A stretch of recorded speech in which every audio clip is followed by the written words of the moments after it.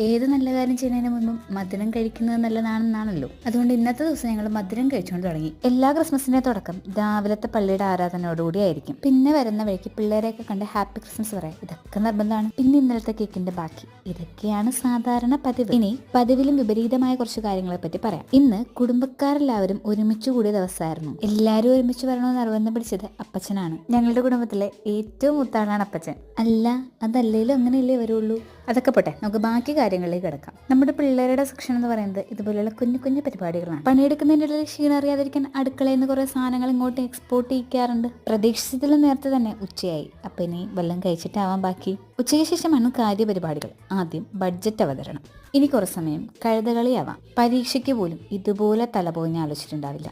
അമ്മാതിരി ആലോചനയാണ്. അങ്ങനെ കിരീടം മാറി മാറി അറിഞ്ഞുകൊണ്ടേയിരുന്നു. സമയം പൊയ്ക്കൊണ്ടേയിരുന്നു.